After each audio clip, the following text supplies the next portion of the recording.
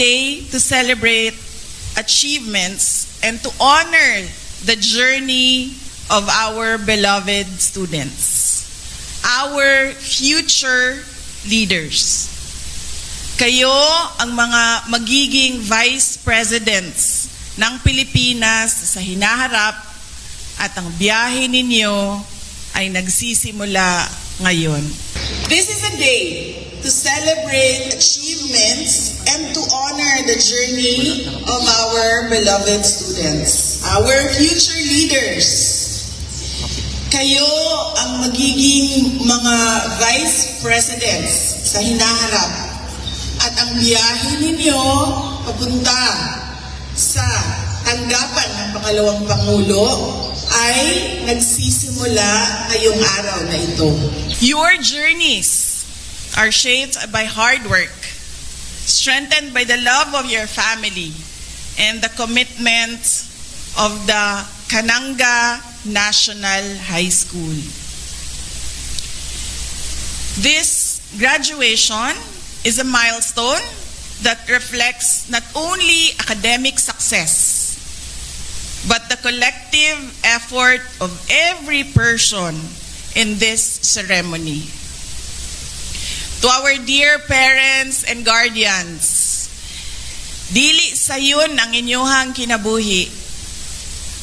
Puno kini og kakapoy, kulang sa tulog, kalisod, ug daghang luha. Your journeys are shaped by hard work, strengthened by the love of your family and the commitment of Aurora A. Quezon Elementary School.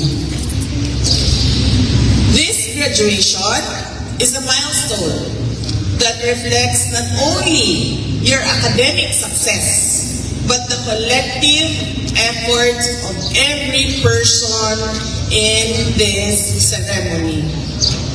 To our dear parents and guardians, hindi naging madali ang buhay ninyo. Puno ito ng pagod, puyat, pawis, at hirap. At dapat maintindihan ang hirap na ito ng ating mga anak. First is be kind. Huwag kayong sumali sa pananakit at paninira ng kapwa-tao. Second, be humble. Ang kakayahan ninyo, gamitin ninyo sa pagtulong ng kapwa-tao. Third, be happy. Nabanggit ko na kanina, mahirap ang buhay. Pero dapat magpasalamat sa Diyos sa mga maliliit na bagay sa ating buhay. At pang-apat, be careful. Piliin ninyo ng mabuti ang mga kaibigan ninyo. Una, be kind. Huwag kayong sumali sa pang-aapi, paninira, o pananakit ng inyong kapwa-tao. Pangalawa, be humble. Lahat kayo magagaling. Iba't ibang klase ang inyong galing.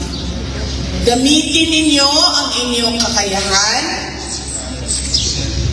sa pagtulong ng inyong mga classmates.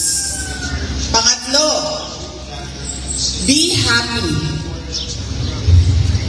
Hindi lang laging negatibo ang ating buhay, meron din maliliit na mga positibong nangyayari sa buhay natin. Magpasalamat tayo sa Diyos para sa mga maliliit na bagay na positibo sa inyong buhay.